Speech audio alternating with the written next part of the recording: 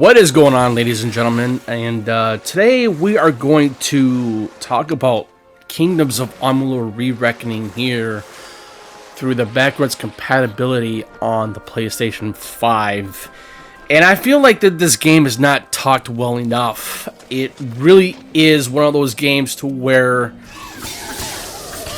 it's a very underrated gem of a game. And I think that's one of the reasons why this game is not talked about a lot. Now, there is a few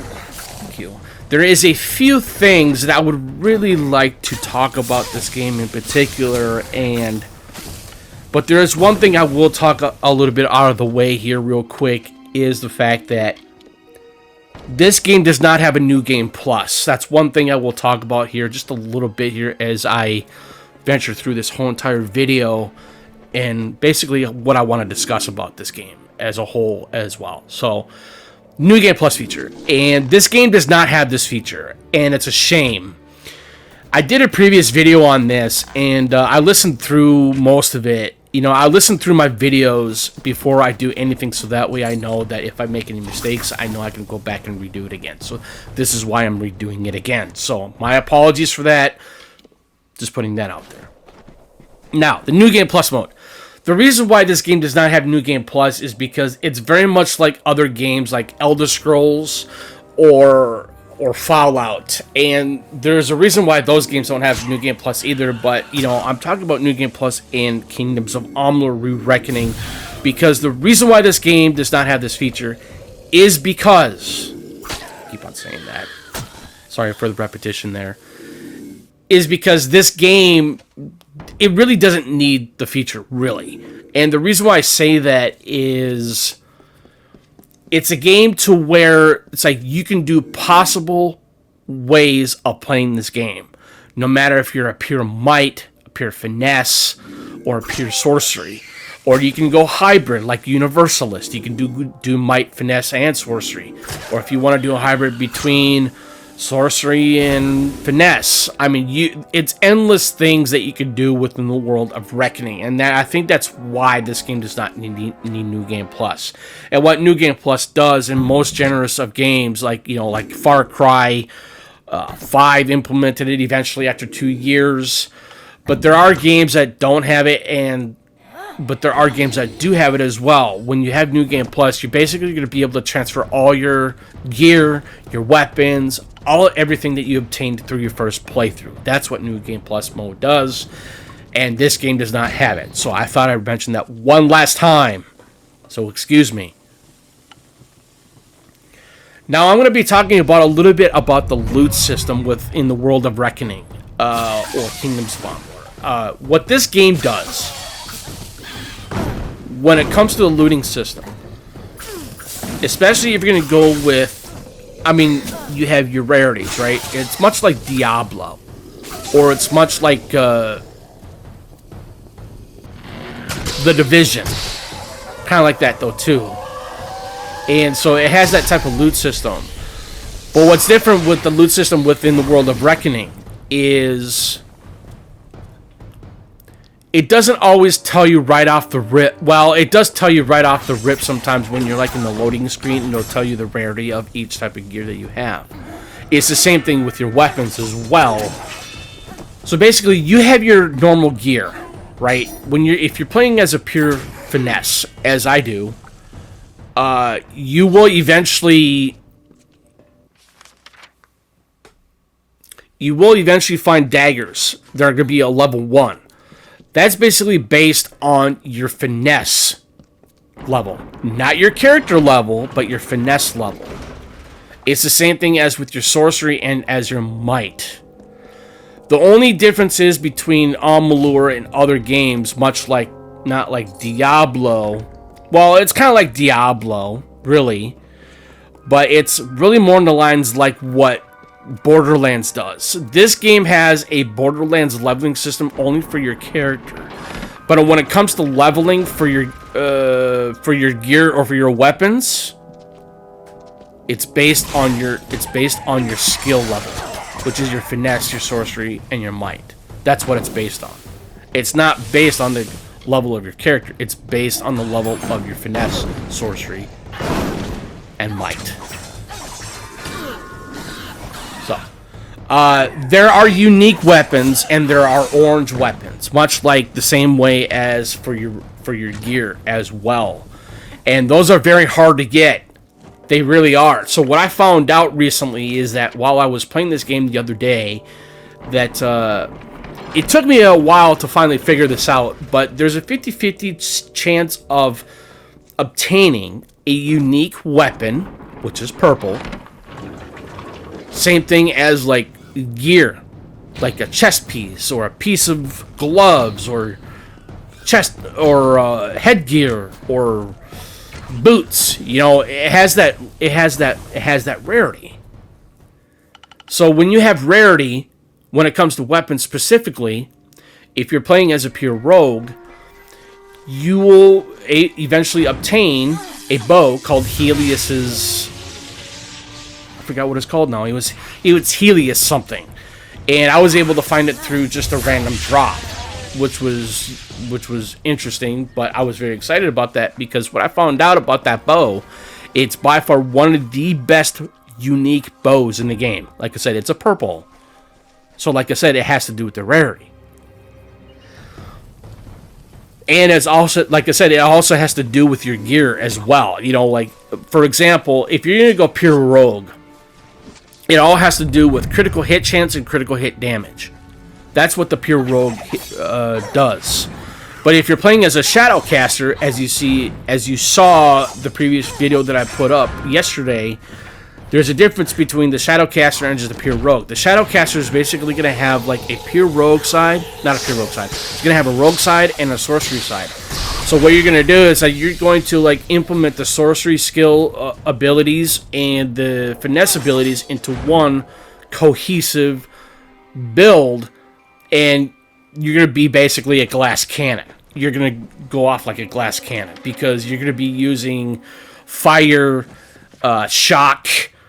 And it's ridiculous of what you can do with the skill, with the abilities that you can do, especially when it comes to the sorcery side. It's not so much on the rogue side per se, really. But the rogue side, if you're like using bows specifically, if you're not going to be using chakrams, the bows are really nice to do that critical hit chance and critical hit damage. So I thought I'd put that out there as well. It's the same thing with chakrams and or Feyblades or daggers. No matter what you use, if you're going Shadowcaster, it's all about critical hit damage and critical hit chance. Not just with magic, but it's the same thing with your Feyblades and daggers. So, okay. Let's see. One thing I will mention as well. Now, for those of you who do not know, R.A. Salvatore is part of the story implementation within the world of Kingdoms of Amalur, and I really don't follow R.A. Salvatore as much as I should, but I heard that he's a very excellent and amazing novelist. He does D&D novels as well, and I think that's really cool. I really like the aspect and concept of that. And it really shows that in this game. I mean, I really like that they did something different when it comes to the story in Kingdoms of Amalur Re-Reckoning. And like I said, R.A. Salvatore is part of that concept for the story of Kingdoms. So I think that's really cool. What you don't know, Ken Rolston, he is a well-known producer, or some kind of a producer from the older Elder Scrolls games. He was a part in this project as well, and I think that's another reason why a lot of people really thought why Kingdoms of Amalur Re-Reckoning played a little bit like an Elder Scrolls games. And it kind of does, and I'll explain that here just a little bit. So what Kingdoms of Amalur does when it comes to like a little bit of the Elder Scrolls vibe to it is the fact that you can repair your stuff. And it's the same thing as what Oblivion did. Not Skyrim, but what Oblivion did. Oblivion, you were able to repair your weapons and your gear. And it shows that Reckoning, or in Kingdoms of Amalur, has that type of implementation. You are able to repair your weapons and you're able to repair your gear as well. So I thought I'd put that in there.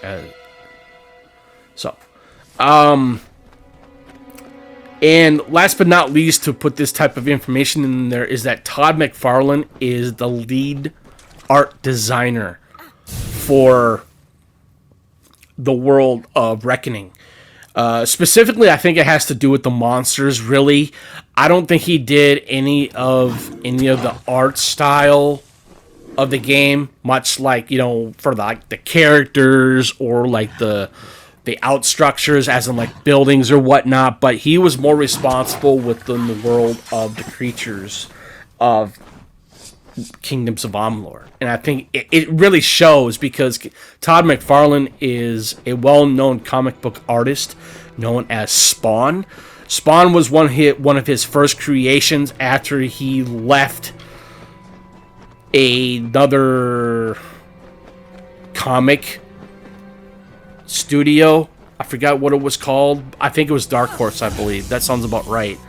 And he founded basically his own company. And so Spawn, like I said, was his first creation of a new character within the world of the comic books. So, thought I'd put that little bit of knowledge in there for you as well. So here's another thing I would really like to add in here as well, is the fact that, I would really like to, it's basically a little bit of a long quote, but I'm going to do as much as I can.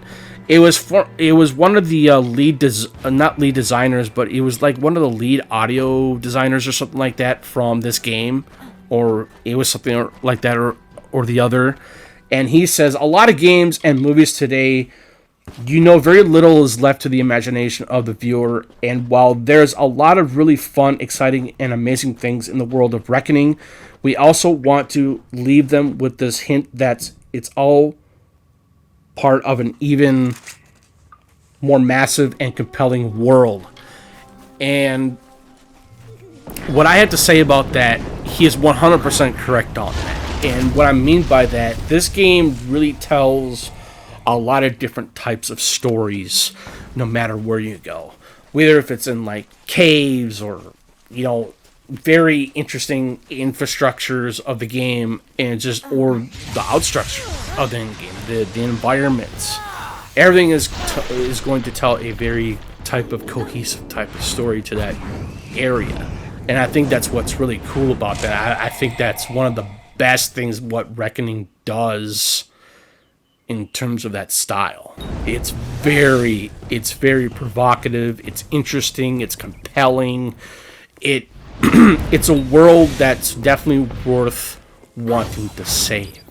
So there is another quote I would really like to as well mention from R.A. Salvatore.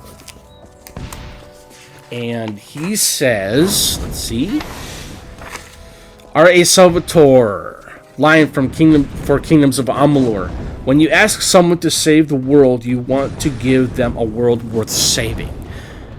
And I would have to say one thing about this. I think it's one of the best lines I have ever heard, amongst the other one that I previously mentioned in this video.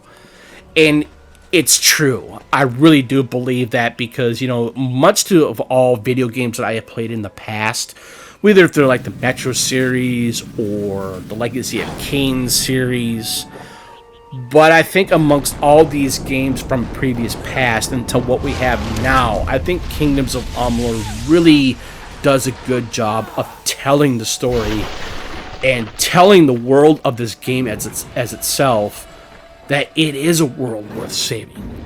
And what I will say is that this game is absolutely gorgeous. And what I will say this as well, I do highly recommend playing this game in 2022. I will mention that real quick, because as a YouTuber, a very small YouTuber as I am, I like covering games like this pretty extensively, because I feel like that Kingdoms of Amalur is one of those games where it's not just an underrated game as it is, but it's not a game that's heavily covered from a lot of people.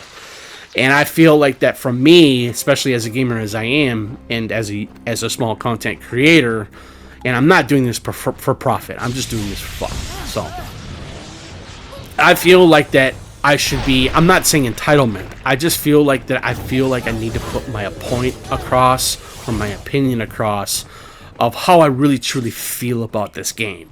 And I'm very passionate, really, and I think that's part of it as well. And it's important to me, especially. And I think that's what makes this game to me feel special, because of what this game does, not just because of its world or its gameplay or its story or whatever this game does for me. Like I said, it's amazing. So that's pretty much all I have to say about that. But anyways, what I will say, the magic is one of the best I've seen in a game. And I'm not saying that the magic isn't bad in Skyrim.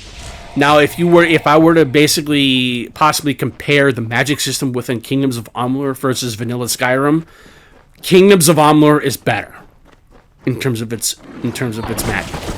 Now, while someone may argue that the fact that, well, you're wrong, Skyrim's magic system is way better than Re-Reckoning's or Kingdoms of Amalur. But you have to consider, if you say that the magic is better in Skyrim, it probably is, especially if you mod Skyrim. Because for what I understand, it's like you can mod Skyrim and give it better magic spells and vice versa. Now, that's one thing I will mention here quick as well. The magic, if you mod Skyrim on PC, not on console, but on PC, I strongly would say that Skyrim has Reckoning beat in terms of the magic system.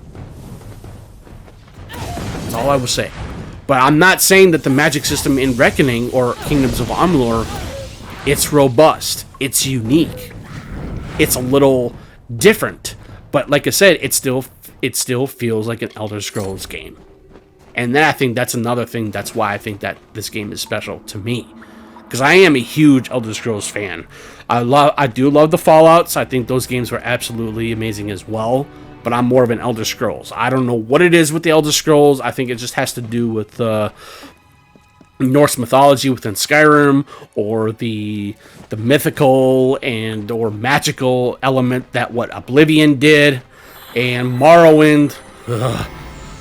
It's been such a long time I played Morrowind. It's insane.